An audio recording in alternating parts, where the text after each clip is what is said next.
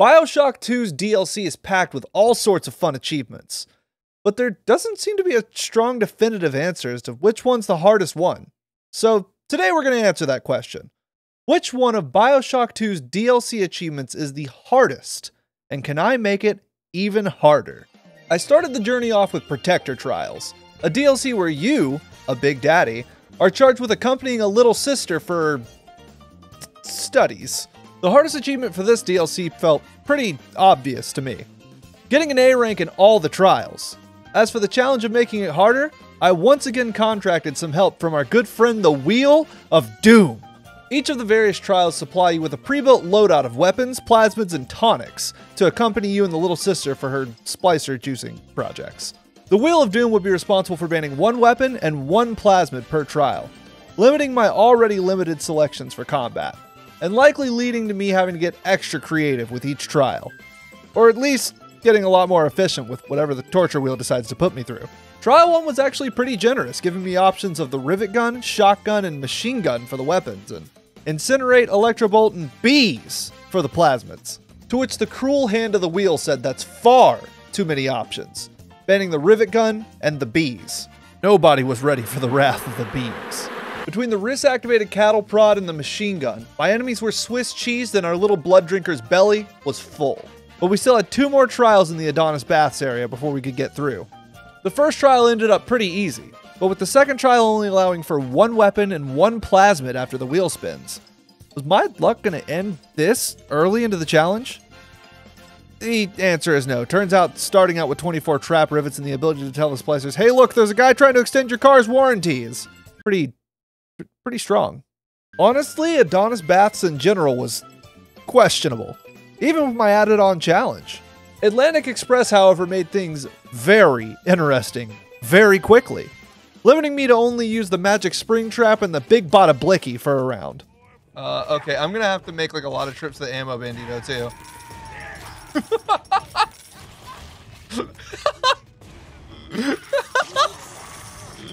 Oh, this is much more fun than using guns. Who even needs guns? Which was quickly followed by the one thing anyone who was wise would fear the most.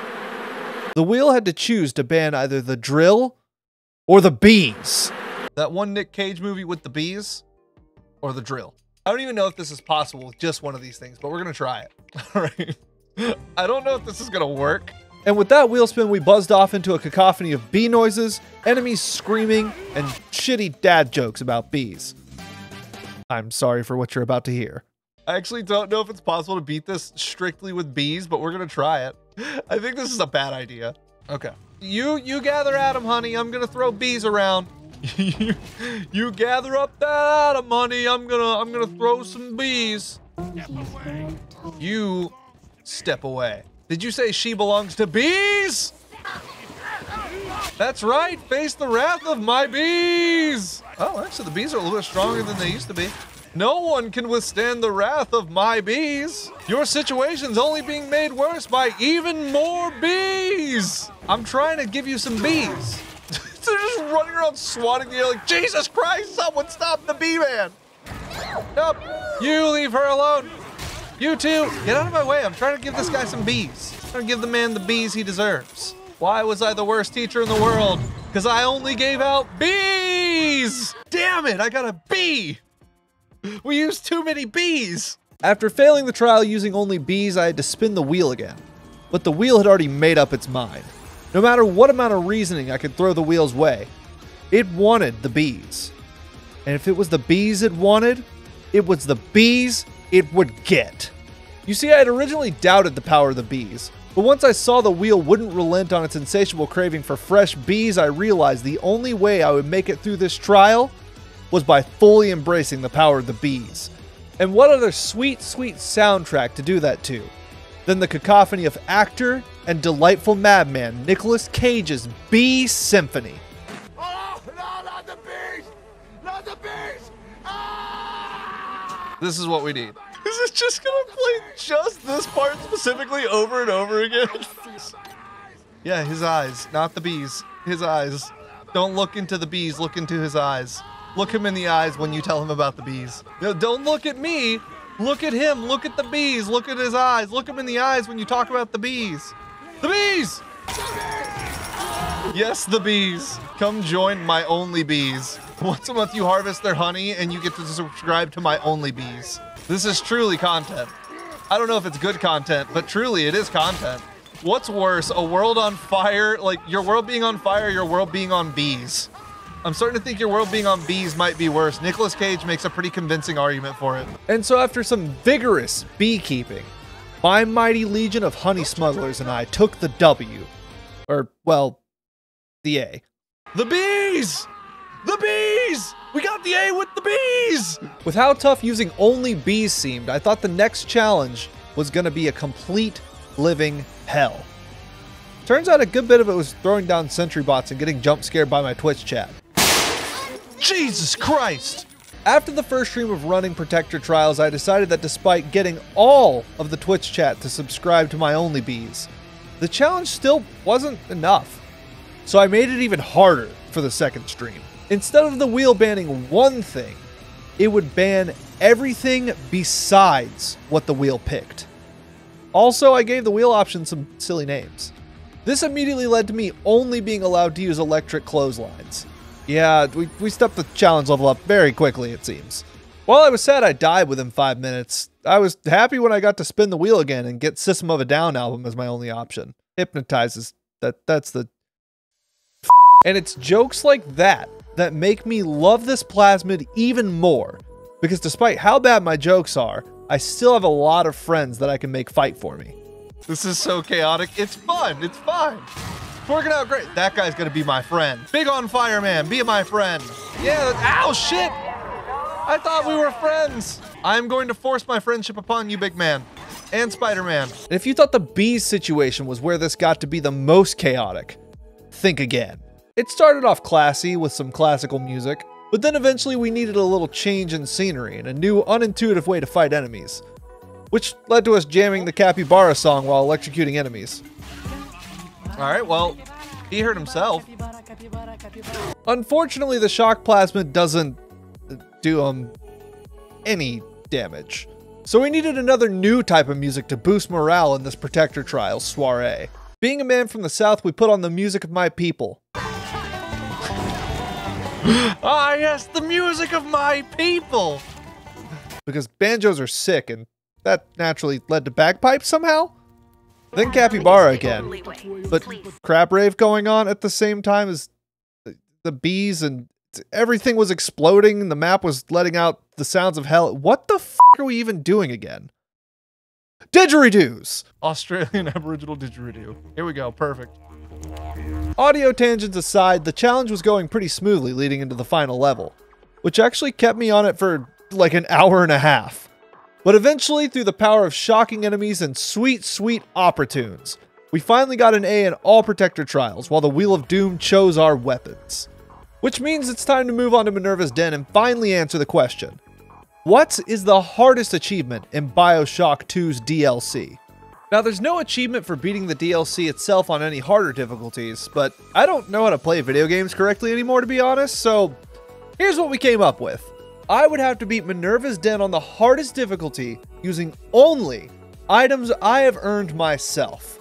I'm a proud American, and I don't take any handouts. No free health med kits, no Eve hypos, and I will most certainly be using my God-given American right to own and actively use a harpoon gun. So there I was, minding my own business, walking through a tunnel when suddenly, and that's how we start Minerva's Den.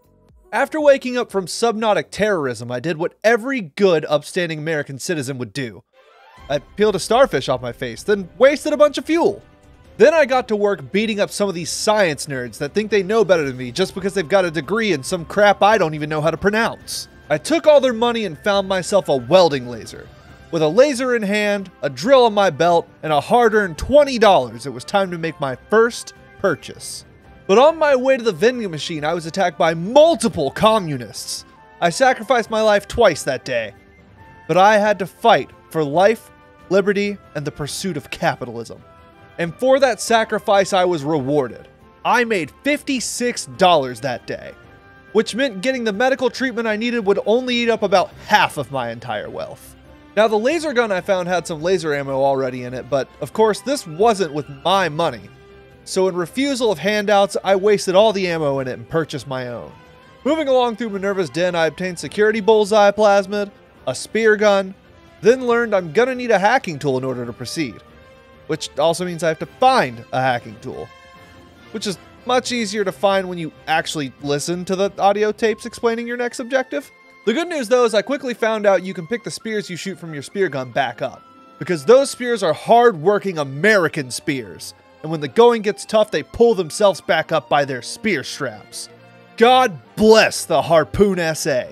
Then I headed over to Operations, where I learned I would need a new plasmid that was introduced to this game specifically just for this DLC. And boy is this thing a blast to use. It basically vortexes everything in proximity, and when enemies get caught in it, it flings them around like a piece of meat. Which is why I called it the meat spin. Why do we need this suck pit plasmid, you ask? To pull the magnet locks off this door. And how do we get said Super Splicer Roomba? To be honest, I had no clue. Just like always, I had ignored the audio tapes that drop hints, and my dog ate the instructions, so I kind of fumbled around for an hour. Eventually I found the electro bolt in this room. Then I remembered the airtight archives had a door that needed to be shocked open, and well, that seemed like the right place to start.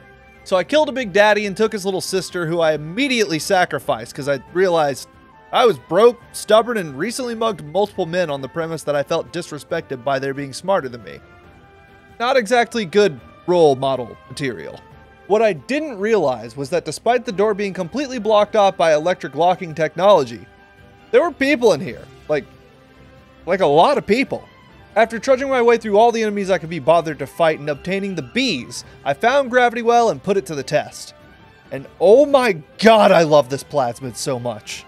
That said, getting a plasmid that allows me to break into the area where they're keeping an AI that runs this whole place has some, consequences. One of them being that the science guys had teamed up with the strong guys and gave the strong guys flaming science fists. And they had convinced the strong guys that I was running around telling everybody I was stronger than them, so they wanted to kick my ass. It also led to the consequence that I would go on to do more consequential things, like sacrifice another little sister and have to explain myself to the big sister. In case you didn't know already, this is a very big consequence. The big sister is basically the scariest enemy in Bioshock 2. She's fast, she throws fireballs at you. The big sister is so strong that she attacks you outside the game as well, since her screech plus having volume up in my headphones is very unpleasant. All this buildup just for me to melt her in literal seconds. Seriously, this DLC, even on the hardest difficulty with challenges tacked on, is significantly easier than I expected. Seriously, the hardest part of this whole thing was, I don't know, hacking the saves, to be honest. Shit. So with both DLCs knocked out and my answer most likely already decided, it's time to answer the question, finally. Which of the Bioshock 2 DLC achievements is the hardest? The answer's easily Enemy of the Family. Some of those trials really forced me to get creative with the gunplay, and I think maybe a little too creative with the stream itself. Thank you so much for watching, and if you watched this far, why not check out some other challenges of mine? Maybe even subscribe and drop a comment. I'd really appreciate it, and it helps a small YouTuber like me grow and get more reach. Have a good one. Peace!